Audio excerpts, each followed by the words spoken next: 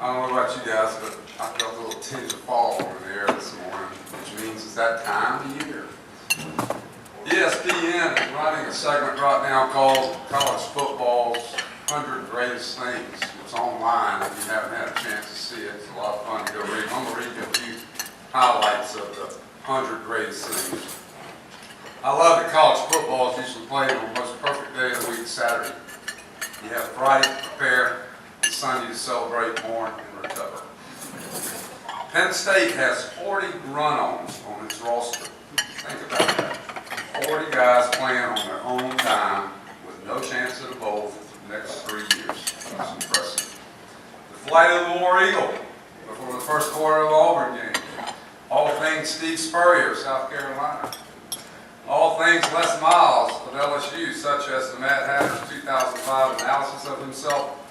The only thing I can tell you is that I'm relatively honest and somewhat deceptive. The loudest house, LSU's Death Valley, where eardrums go to die. Bama going for a historic three-peat. Boise State's blue turf. College game day. And I'm going to add to this list Dan Shugart's annual football preview for the Rotary Club of Pensacola. It's been my honor for the last 25, 26, 27 years to introduce my good friend, one of America's finest sports journalists, Dan Shugart.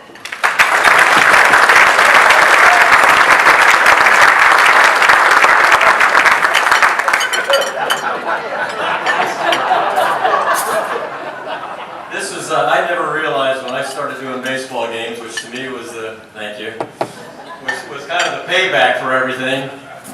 Man, you really did pass those out. Is Quinn Studer around? He said that was maybe the most unsettling moment in my broadcasting career because I had no idea it was coming when the Wahoos did that a couple of weeks ago.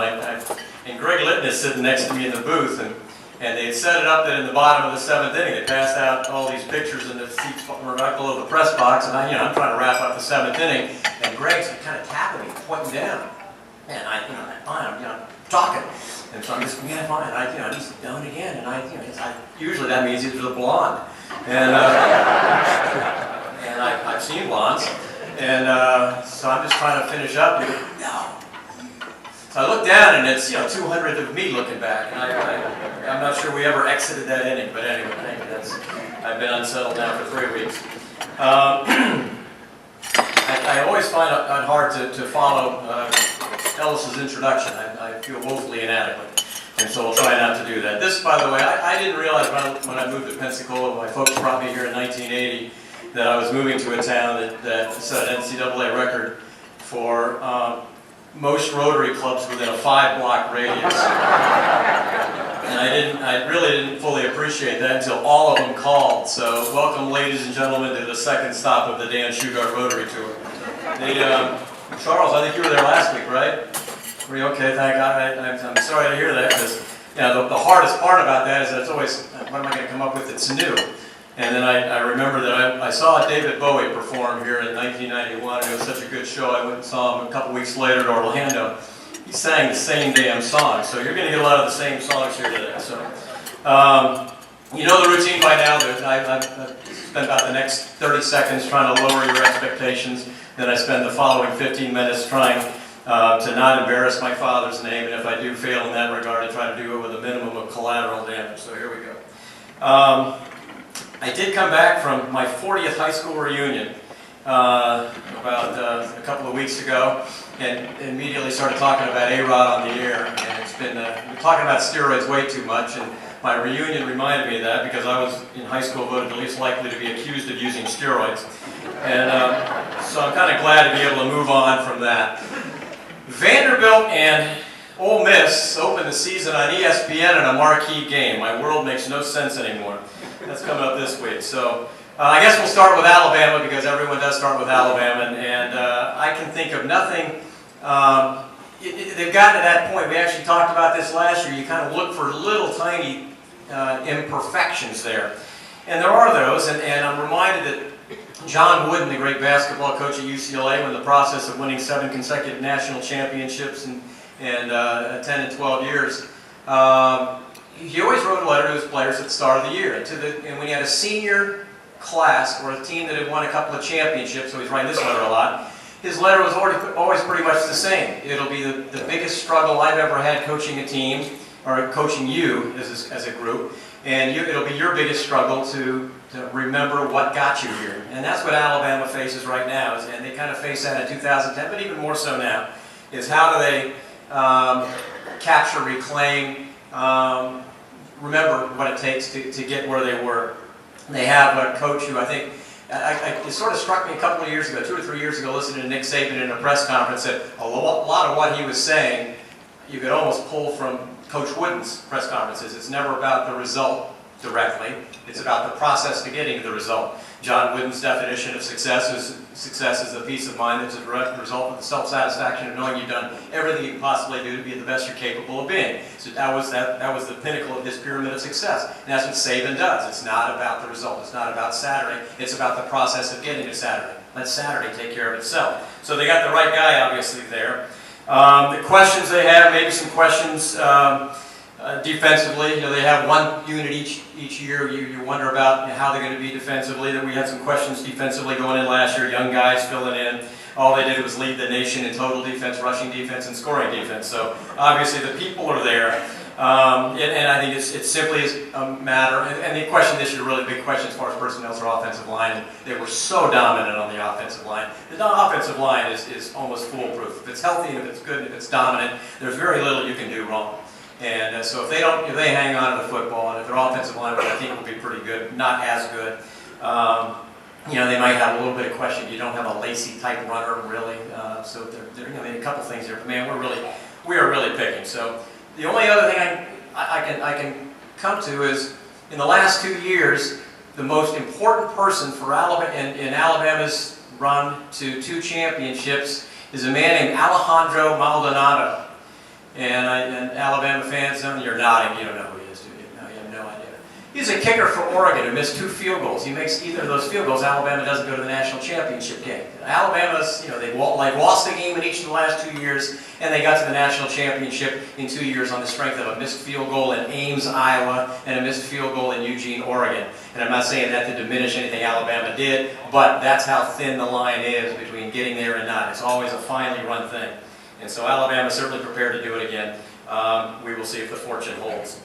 University of Florida took a huge loss with Chaz Green, goes out for the year. Their offensive line, big question, has been a question. It's got to be better, but then the news that Green went out with his injury from last year is certainly going to hurt them. They recruited well on the line. And the other big question for them is the continued development of Jeff Driscoll. That's a question a lot of people seem to raise. He's a really smart kid. He's really talented. Sometimes that doesn't translate into guys making great decisions and that sort of thing. My feeling is it'll play pretty well. The question is whether he has receivers who are stepping up. Florida has a chance to be significantly better than they were, significantly more successful than they were, or they could be pretty much the same. There's a lot of question marks along the way. There's a ton of talent there. You read stuff and you say, well, the secondary is a question. Well, the secondary is a question. They've got an All-America corner in Lucius Purifoy out of Pine Forest. Another one, Marcus Roberson. So they got great corners, and the safeties, you know, you lose Matt Elam, but I hear good things about the safeties coming up. So my feeling is that defensively they're probably going to be a little better than a lot of people think. And the question is whether the offensive line can stay healthy enough and Driscoll can develop enough and maybe some receivers step up. And then, of course, their schedule. They have very little time to do it. Miami, I think, is much better. They have them early. They're at LSU. They're at South Carolina. So it's another one of those things. They might be better, and they might have nothing to show for it. I also want to say, if anyone has any questions at any point, I'm going to get to the point here where I'm going to talk forever or go in a direction you want me to go with. So if you have any questions, feel free to stop me and we'll go there. Auburn's got an interesting situation. I think you know, they can't be a whole lot worse than they were as far as the performance of what they had. But I also kind of like some of the things that Gus Malzahn has done coming in. I mean, they've still got a lot of the same. There are a lot of guys back on defense. They weren't very good. So that's a good news, bad news thing. They're older, but they might not be any better. But I think, you know, obviously with Ellis Johnson, the defensive coordinator, and Malzahn with the offense, I think they're going to be better coached on both sides of the ball. We'll see how Nick Marshall develops at quarterback. Last time they took a JUCO quarterback, we all know what happened there. And they, again, have questions everywhere else. And there are just shortages on talent, but I think Malzahn's got them in the right direction. I tell you, with Nick Marshall at quarterback at Auburn, and with Zach Mettenberger at quarterback at LSU, it's really an interesting situation as Georgia's going to face two quarterbacks that they kicked off their team, which I think is kind of sort of unique to the SEC, I guess. But it all makes it one big happy family. Let's go to Florida State because Ellis said such nice things about it. The big concern with FSU is, are they going to miss E.J. Manuel a little more than we might think? Because obviously Manuel took some hits over his career as far as his decision making and that sort of thing. The big question to me is, they've lost a coaching staff, and they've had to replace that. Now, they've replaced them with really good people. Jimbo's brought in guys who are Nick Saban guys, and they're really good coaches. And so, actually, the coaching staff, as far as resume, that kind of thing, is probably pretty good. But when you bring that many people together, it's hard to tell how it's going to develop. The early reports out of Tallahassee from the people we talked to over there have been pretty good, especially the quarterbacks. I used to stand up here and say the guys who depend on freshman quarterbacks and get really excited about it are sort of like people who get their history from Oliver Stone movies. You're going to get disappointed and eventually going to be embarrassed. But of course, Johnny Manziel may have changed that last year, and we've seen high school quarterbacks much better prepared when they get to college. And both quarterbacks at FSU seem to be really positioned to do pretty well. Their offensive line basically is back. Really, FSU, out of 46 out of 48 quarters, they're winning last year.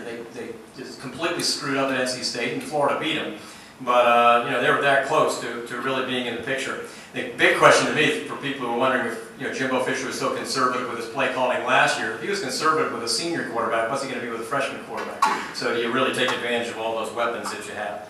Offensive line, they've got a lot of depth, but they're still young. But 7 guys on that line have started games, so there's depth there. Defensive line, the defense might be the best defense they've had in several years. Defensive line, there's some new people in there, some depth is a question, but linebackers should be outstanding. And the 5-point test for Florida State season, 5 of them, can they win at Clemson? That's what it boils down to. That'll define their season. Of course, they also traveled to Florida as well, so those are 2 areas of great concern. All right, Earl. Troy. Went from 110th to 67th in the nation in rushing last year, and they still finished 5-7 with a veteran quarterback. How the heck did that happen? They lost. They went 1-6 in games decided by a touchdown or less. So you kind of figure that might turn around a little bit. Corey Robinson's back as a senior quarterback, and he apparently has looked much better than he did before. Basically, he's lost his wide receivers. They've got some young kids coming in who could be good. Defense was a question last year, which is uncharacteristic for Troy. And the question is whether they can put any pressure on a quarterback. So we will see. They do have Lonnie Gaucher, defensive lineman, who transferred in from Arkansas. He'll be ready to play, and he's apparently doing pretty well. So we will see there. I would like to just, if anyone has any areas, this is a good time to. Yes, sir. The games this weekend. What are your predictions? I don't predict opening weekends. Because I've got another Rotary Club or 2 or 3 coming up next week, and I'll have to live with my predictions. And we've got video rolling back here, so I may be unemployed by next week, so that'll be good. Any particular? I think that Alabama has no trouble whatsoever with Virginia Tech, who is not what Virginia Tech used to be. So I'm trying to look at the marquee games. Clemson is really interesting to me, and they could be a real problem. Georgia could be really good and start the year 0-2, and may very well start the year 0-2 because Georgia's defense. They're talking to Georgia like their defense is better. They lose Jarvis Jones. They lose not just defensive starters. They lose playmakers, guys who make differences in games. Jarvis Jones had 24.5 tackles behind the line of scrimmage. Those are guys who make differences in games, score touchdowns. Those guys make difference in games that is hard to replace. It was like when LSU lost the Honey Badger. You can fill somebody in who's a good player at that position, but it's to make those special plays that change a game, and that's what Georgia has lost. So I think that they're going to take a while to maybe grow into that defense. The offense is scary. Their offensive line is intact. The quarterback is the best in the league, I think. The running back is probably the best in the league, if not in America, with Gurley and with everything else they have going. So offensively, they'll be scary. I'm just not sure they can stop anybody, and I'm not sure the young defense, will be very confident because they have to face that offense every day in practice. So, and I think they'll take a while to grow into it. Let's see, what other games? Was that a prediction? No, that was an explanation, Roger. That was in-depth analysis. I kind of like Clemson beating Georgia. Next game. Vandy and Ole Miss. Well, Vanderbilt has joined the SEC with 4 off-season arrests and tossing another wide receiver off the team. So I tend to like, I really like Ole Miss. And I may be giving them too much credit because they recruited so well. But that's not going to really have a full effect for another couple of years. But I really, Hugh Freeze to me, there's a lot of Hugh Freeze and Gus Malzahn that sort of remind me of each other, what they've done, generating excitement. And they've got talent there. So my feelings, Ole Miss goes to Vanderbilt and gets a win. I don't know if Vandy's off-season, unlike any other off-season in the history of Vandy, really has an effect on them. I mean, they could come out and make a liar out of me, as any of them could, but I like Ole Miss in that game. I think Ole Miss has a lot to prove, and they're equipped to back it up. Johnny Manziel and the autograph thing, what do you think about that? Well, yeah, Johnny Manziel and the autograph thing. It's the first thing maybe the most telling bit of information in that was, he's driving a Mercedes his dad gave him, and that may be the root of some of his problems. I mean, I have nothing against, the guy he's benefited from a nice upbringing, and so be it. There's nothing wrong with that. But with all the other evidence, everything else going on, maybe there's a lack of grounding there. So he met with the NCAA for 6 hours on Sunday, told him he didn't do it, and the NCAA still meeting. I don't know what Texas A&M does with that. I mean, you go to the NCAA and say, if we suspend him for 2 games, which are cakewalk games, and get him ready for Alabama, is that good enough? I mean, they don't know what to do. And the NCAA holds their cards pretty close to the vest, so I don't know what they do. I'm sure there'll be some sort of backroom deal there.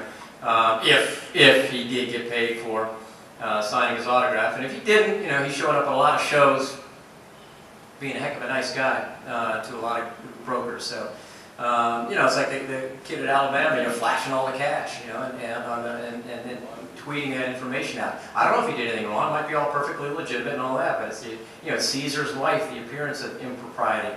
You just can't do that. You ought to be suspended for a game for being industrial strength stupid, if nothing else.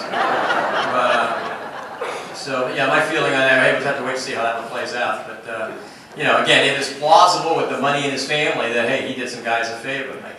I suspect there's a pro quo somewhere down the line for the quid that's delivered today.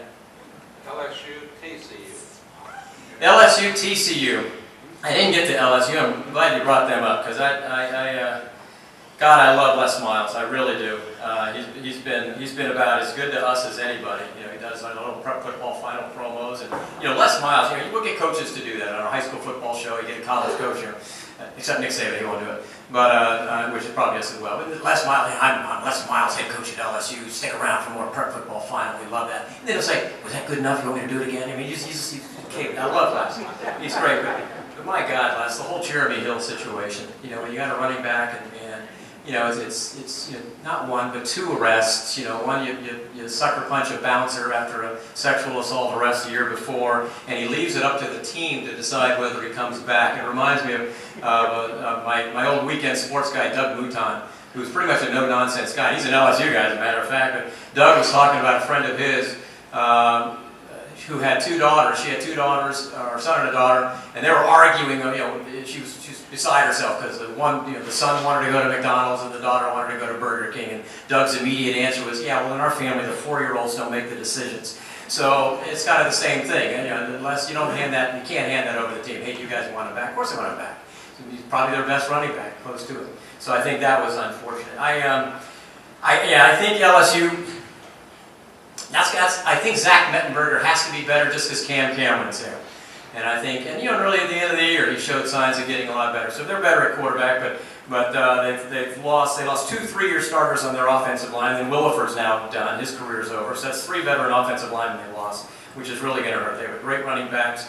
Their receivers are pretty good. Their defense is not going to be as good. As far as this week, it might still be good enough against TCU. I think by the end of the year they'll be a lot better because they recruited well. They got talent on defense. It's just not, again, not that game-breaking kind of defensive talent that they've had. You lose 5 juniors in the first 3 rounds of the NFL draft. The fact that they're juniors means you've reached too deep into your recruiting classes to take all that talent away, and that's hard to replace with the kind of experience. So there may be some growing pains along the way. I think it's good enough to beat TCU. I really don't know how good TCU. I know TCU's good. I don't know how good they are. So I would say in the absence of, until someone goes out and proves that they can come in and beat the better SEC teams in games like that on a reasonably consistent basis, I'll go with the SEC teams. And so I would go with LSU this week and then see what happens after that. That's all I can. You covered two of the SEC, ACC games. What about North Carolina, South Carolina Thursday? That's an interesting game to me because North Carolina's quarterback's really good, and Larry Fedora's got them doing some pretty good things. And North Carolina's significantly better, I think, than they have a chance to be significantly better than they've been. That said, teams that come into a year like South Carolina with A, high expectations, and B, something to prove because they haven't done it yet, usually excel early. They usually, there's no problem with focus, there's no problem with boredom, and we've been here before. So I think you'll get South Carolina at a really high level, and I think that's probably good enough, and they're probably good enough to maybe manhandle North Carolina. North Carolina, though, is dangerous if South Carolina doesn't play well. So I mean, that's if South Carolina beats them, it's a quality win for them. It's a really good quality win, and of course, you're looking ahead the next week too. So that's also a danger with South Carolina. I really like I like South Carolina. Their defense, they've got questions at linebacker, but they've got really good players stepping in there. I mean, Jadeveon Clowney gets all the attention on defense, but they lost some secondary, they lost some linebackers, but they have talent behind them. So I think that they're better all the way around than maybe they get credit for defensively because of Clowney. Pick a sleeper. I'm sorry? Best sleeper. Nationally, Yeah. there are a couple. I really like Texas has a chance because they're desperate. And there's an old NFL rule that if you have two teams and you can't figure out which one's going to beat the other one, take the desperate team. Well, Texas is a desperate team and a desperate program and talented. So Texas has a chance to be pretty doggone good. Louisville could be, because of, I don't put a whole lot of stock in how you finished the previous year in the bowl game, although they look really good, but, Louisville did lose to Syracuse and did lose to UConn last year too, so their schedule's a piece of cake. That's the other thing with Alabama. Alabama's got the weakest schedule in the SEC this year, so a couple of big games, but overall, there's not a whole lot of chances to slip. So Louisville might be a good sleeper. Clemson, if you can consider Clemson a sleeper, I'm not sure we do. I think they're pretty good. Oregon's going to be very, very good. They're better defensively than they have been, and they're just change head coaches, so we'll see. But again, that's the #2 ranked team in the nation, so they're sleeping lightly if they are sleeping. Jerry? Dan, there's some young programs that are moving up that like South Alabama, Georgia State. How are they doing? South Alabama is doing extraordinarily well as far as building a program at a time when it's very, very difficult. I mean, Dr. Benson sitting at your table, she can tell you exactly how hard it is to build a program, especially at this day and age. I mean, you get into this point where it's harder to get into the NCAA, it's more costly to get in there. It's actually consolidating more than anything else. It's not really expanding and opening the doors. So it's they're doing. South Alabama's doing, I think about as well as they possibly could. They've done all the right things. They hired good guys. They recruited pretty well. I mean, for a program that's moving up. I think I'm maybe a little more qualified to talk about them than any of the other young programs coming up. But it's doable. It just gets more difficult each year, I think, and it takes a heck of a lot of money, to do it at the level. If you want to make that move all the way up, it's really tough. As a Washington grad and a parent of a PHS student, what about the local high school football? The local high school football, there is West Florida Tech is really, really enormously talented, as we saw when they manhandled Escambia. PHS stunned me. I was out of PHS early in fall camp, and and Mike Bennett really thinks he's got a defense that's going to be, the best defense he's had in a few years, and then they just got throttled by Rickards. Now they're opening the season Thursday night against Tallahassee Lincoln, and I'm sure they showed nobody from Tallahassee anything special. So I don't think that was really, I don't think we got a very good read on PHS, but it's still kind of hard to lose 35-0, 35-7 unless you're trying, or if you're trying. So I think, Navarre is going to be interesting because they lose a ton of talent, but their quarterback is really special. West Florida has maybe the best chance to make a long run, and Northview's going to be good again. Around town, it's, I heard really great things about Pine Forest defense. A couple of different coaches said Jerry Pollard's got the kind of defense that he likes at Pine Forest, which means, they're fast and they hit hard, and they're where they're supposed to be, and if they're like that, they're going to be pretty formidable as well. Pace is always going to be pace. They're pretty consistent.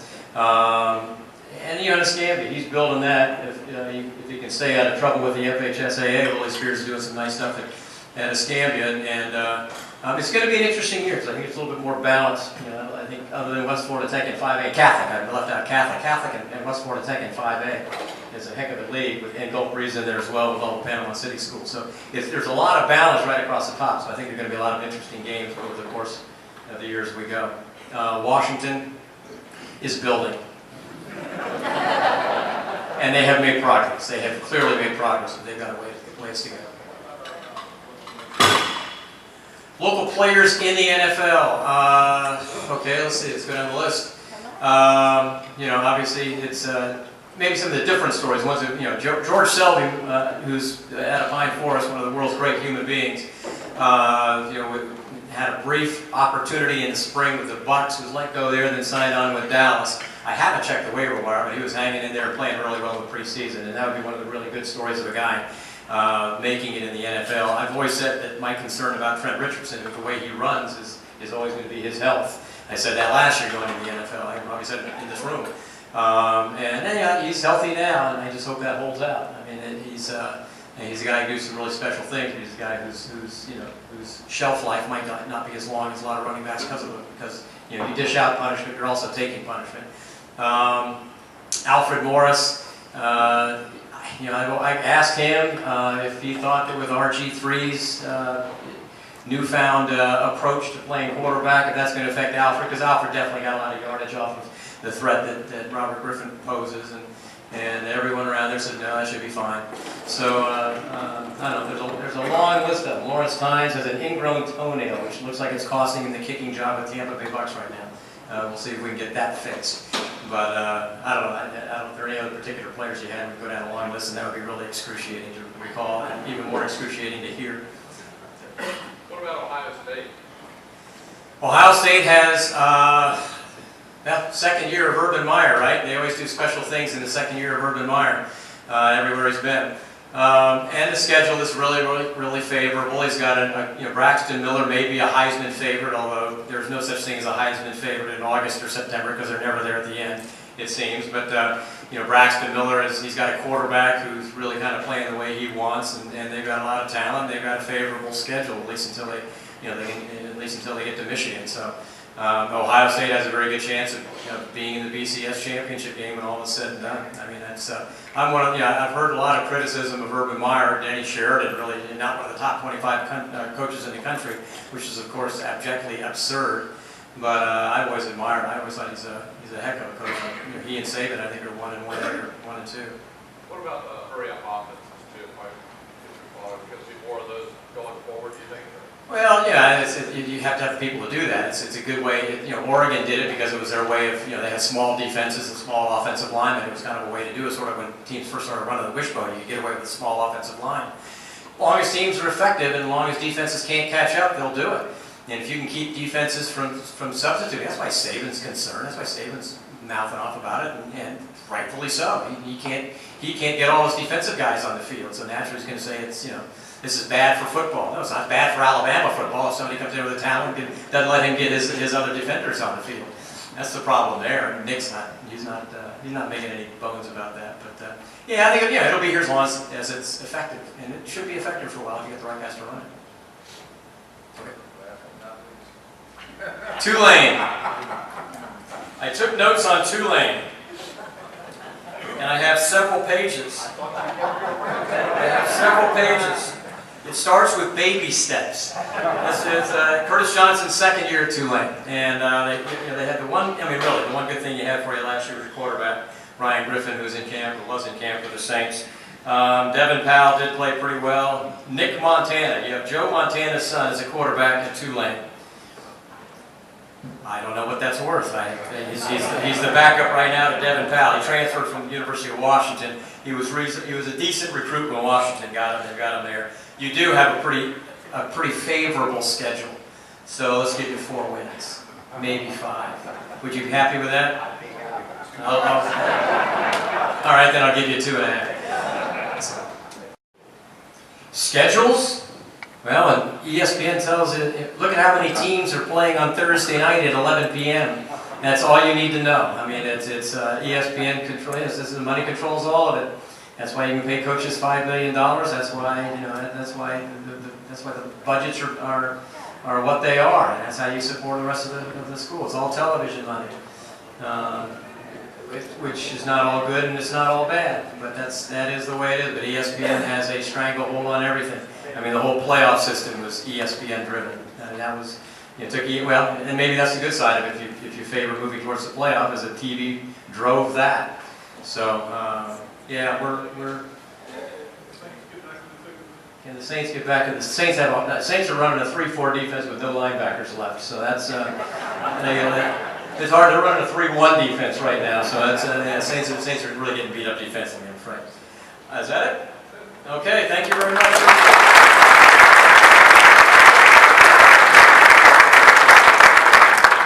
Say how fortunate we are in Pensacola to have a media property like WEAR Television that understands community and continuity. I mean, we've been watching Bob and Sue and Dan for 25 years. Yeah, trustworthy newscasters, and very fortunate in this day and age of media upheaval and destruction of the local newspaper industry across the country to have a great corporate citizen like WAR. We appreciate you very much. Dan, these Rotarians have pooled their resources together to provide for you an appreciation for your annual appearance, this wonderful Rotary gift certificate, and one free Rotary coffee cup.